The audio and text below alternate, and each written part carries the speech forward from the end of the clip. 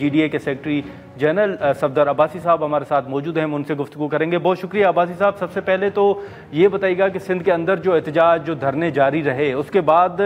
अभी भी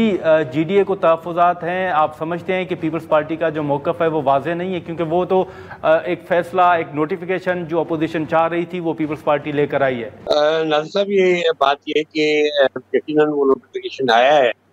लेकिन उसके बाद सिर्फ जीडीए नहीं बल्कि जो हमारी सिंध दरिया बचाओ तहरीक है, जिसमें हमारे साथ दीगर जमातें भी शामिल हैं, और अवामुन्नास सबको जो है ये एप्रीहेंशन है कि ये एक वक्ती तौर पे इस चीज़ को, कैनाल की जो बातें हो रही हैं उनको रोका गया है, जबकि अभी तक हमें जो जो एक्चुअल मसला यहाँ पे नजर आ रहा है वो ये कि सीसीआई कन्वेन तो जरूर हुई, लेकिन सीसीआई में बेसिकली जो कंप्लेंट आती है, आईन ये कहता है कि जी वो उसका फाइनल फैसला होना है, या फिर ये कि जी कोई कमीशन बनी है जो कि सदर साहब बनाएंगे और वो फिर इन्वेस्टिगेट करके मामले को दोबारा सीसीआई में लेकर जाएगी। लेकिन यहाँ ऐसे लगता है कि ब्यूरोक्रेट्स के हवाले कर दिया गया है, जहाँ पे प्लानिंग कमीशन और इरसा का रोल आ जाता है। यहाँ पे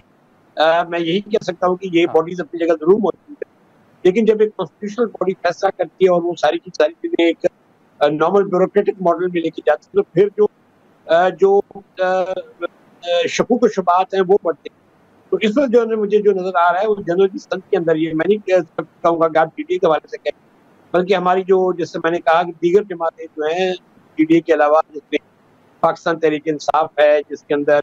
जमात इस्लामी है, जिनके अंदर जी सिंध मुहाज है, जिसके अंदर अवामी जमहूरी पार्टी है, और दीगर जमातें जो कि इस वक्त ऑपोजिशन में, कॉम्परस हो, चाहे वो मजहबी जमातें हों या चाहे वो बाकी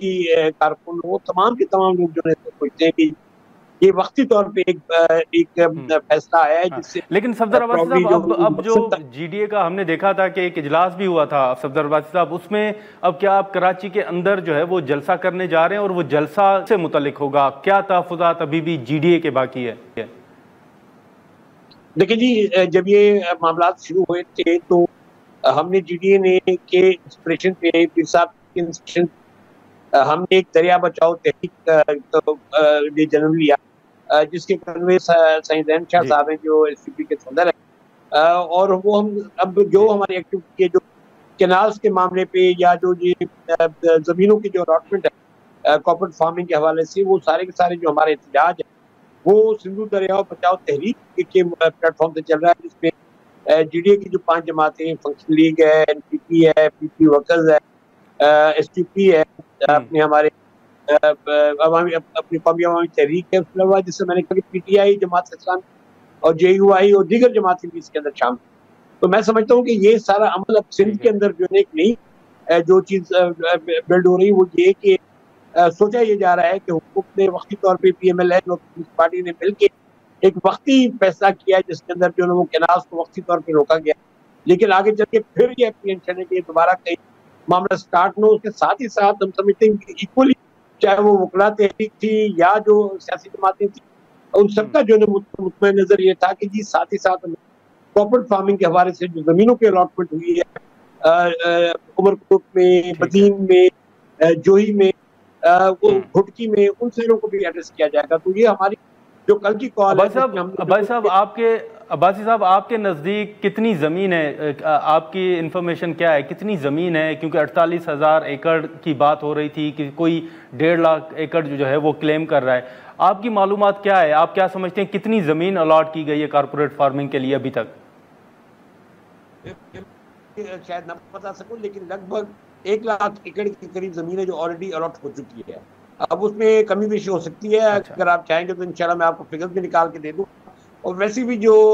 हमारे वकला साहबान किए हुकूमती अपने वक्त के साथ, तो उसके अंदर जो है ना ये बात तय हुई है कि 11 तारीख को हुकूमत जो है ना फॉर्मली जो है ना वो जितनी भी इंफॉर्मेशन है वो उनके हवाले करेगी। तो जब उनके हवाले तो मैं ख्याल में मामला ओपन हो जाएंगे। तो अब इस पर जो जाविये हैं सारी तहरीकें, दो उसके अंदर उनसर जो है वो कैनाल्स की परमानेंट बंदिश है, यानी उसको बंद करना, और दूसरा मामला है वो है कि कॉर्पोरेट फार्मिंग के हवाले से जो जमीन वो तो सिंध गवर्नमेंट ने अलॉट की है, और सिंध गवर्नमेंट जब चाहे उसको कैंसिल कर सकती है। तो हम ये समझते हैं कि इसके अलावा जो 26वीं आईनी तरमीम का मामला है हाँ। या फिर पीका का मामला है, वो भी एक हमारे सारे लोगों के एजेंडा का हिस्सा है। लेकिन हम ये समझते हैं कि ठीक है, लेकिन सफदर भाई साहब, आपको याद होगा कि जो आपके इजलास हुए, जो जीडीए के इजलास हुए, पाकिस्तान तहरीक इंसाफ के साथ जो मुलाकातें हुई, उन मुलाकातों में एक फैसला हुआ था कि हुकूमत के खिलाफ जो है वो तहरीक चलाई जाएगी। जो आपके साथ मुलाकातें हुई पीटीआई की, उस तहरीक के हवाले से कोई हतमी फैसला हुआ है, कोई पेशरफ्त हुई है? देखिए, उसमें नाज़र साहब बात एक थी कि उसमें सबका ये था कि कॉमन नेशनल एजेंडा होना चाहिए। हमने जो उनका कॉमन नेशनल एजेंडा की जो हमारे पास ड्राफ्ट आई थी, वो जीडीए ने वापस करके भेज दी थी हमारी अपनी जो हमारी